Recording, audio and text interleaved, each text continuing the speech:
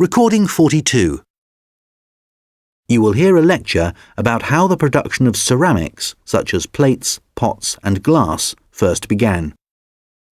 First, you have some time to look at questions 31 to 40.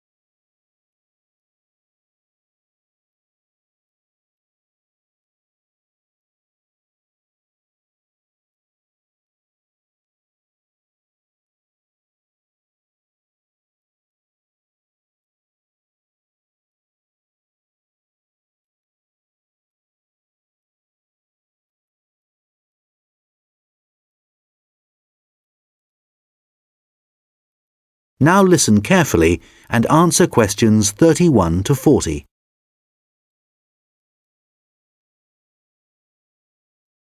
Hi everyone. Today I'm going to be talking about the origins of ceramics. So first of all, let's start off with, what is a ceramic? Well, generally speaking, ceramics are what you get when you apply heat to certain inorganic, non-metallic solids and then allow them to cool. And examples of ceramics are everyday things like earthenware pots, crockery, glassware, and even concrete. So how did it all begin? Well, it all started around 29,000 years ago, when humans discovered that if you dig up some soft clay from the ground, mould it into a shape, and then heat it up to a very high temperature, when it cools, the clay has been transformed into something hard and rigid. And so what did those first humans do with their discovery? Well, they created figurines, which were small statues and which depicted animals or gods or any shape that the clay could be moulded into. And all this activity was centred around southern Europe, where there is also evidence of ceramics that were created much later. The early humans also found a practical use for their discovery, such as storing things like grain, although there were drawbacks. The pots were porous, so that although they could carry water in them, it wasn't possible to store it over a long period. And also they were quite brittle and shattered very easily if they were dropped. But despite these problems, it was many thousands of years before there were any improvements. In China, at around 200 BC, they discovered that by adding minerals to the clay, they could improve both the appearance and the strength of the ceramics. But it took nearly 1,000 years before they perfected the process to produce high-quality ceramics known as porcelain. And once they had perfected the process, they kept it a secret for another 1,000 years. Compared to the first ceramics, porcelain was lighter, finer, harder, and whiter, and became an important commodity in China's trading with the rest of the world for hundreds of years. In fact, it became so valuable that it was known as white gold, and spies were sent to China to discover what they did to the clay to produce such high-quality merchandise. It wasn't until the 18th century that the secret began to unravel. A German alchemist called Johann Friedrich Böttger was asked by the king to make gold out of lead. Unfortunately, Böttger failed to achieve this and soon gave up. But in order to please the king, he attempted to make high-quality porcelain.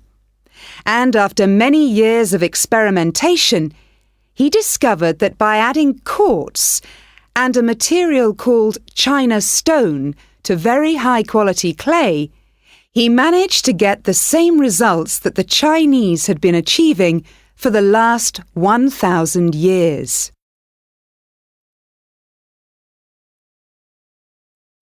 We'll now look at another ceramic which is made from mixing sand with minerals and heating to over 600 degrees Celsius. When this mixture cools, the result is, of course, glass. The main difference between ceramics made from clay and glass is that clay is made up of crystalline plates which become locked together in the cooling process, whereas glass cools too quickly for crystals to form. Apart from that, the process of heating up naturally occurring materials to transform them is the same.